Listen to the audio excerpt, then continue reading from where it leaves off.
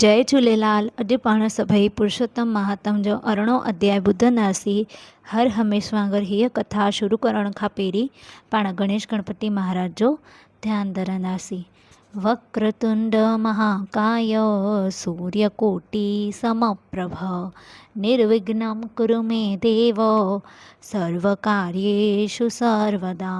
गुरु ब्रह्मा गुरु विष्णु गुरुदेवो महेश्वरा गुरु साक्षात् परं ब्रह्म तस्मै श्री गुरुदेव नमः। या देवी सर्वभूतेषु शक्तिरूपेण संस्थिता नमस्तस्यै नमस्तस्यै नमस्तस्यै नमो नमः। अध्याय अरिड़ों। भगवान चवण लॻो त हे ब्राह्मण, ही जेके तोखे फल मिलियो आहे सो सभु पुरुषोत्तम महीने जो महात्म आहे।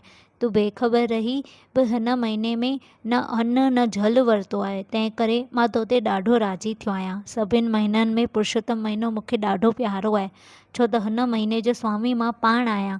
हिन महीने में संक्रांत थिए थी कान।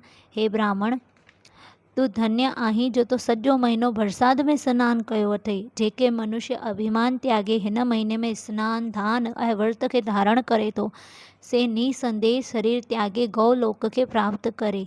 हिन महीने में कॾहिं बि मंदर में घी या तेल जो ॾीओ ॿारण जो ज़रूरु आहे। महीने में 12 आख़िरी मंत्र ओम नमो भगवते वासुदेवाय जो जाप जपण वॾो महात्म आहे।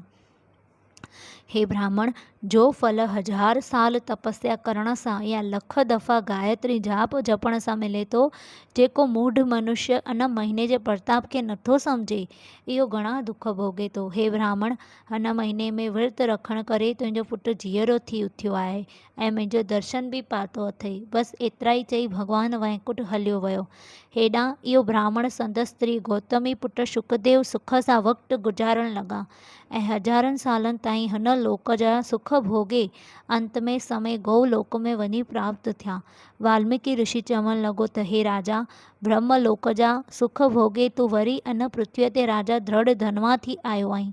हीअ तुंहिंजी स्त्री अॻे जन्म में गौतमी स्त्रीअ जी धीअ गौतमी हुई। हीअ तोतो जंहिं तोखे उपदेश ॾिनो आहे से अॻे जन्म में तुंहिंजो सुखदेव पुटु हो। हे राजा, हाणे तो जेकी मूंखां पुछियो आहे सो सभु मूं तोखे चई ॿुधायो। बोलो श्री लक्ष्मी नारायण भगवान की जय। ओम नमो भगवते वासुदेवाय। बोलो श्री लक्ष्मी नारायण भगवान की जय। बोलो पुरुषोत्तम महात्म की जय। इन खां अॻिते जी कथा पाण अध्याय 19 में ॿुधंदासीं। बोलो श्री लक्ष्मी नारायण भगवान की जय।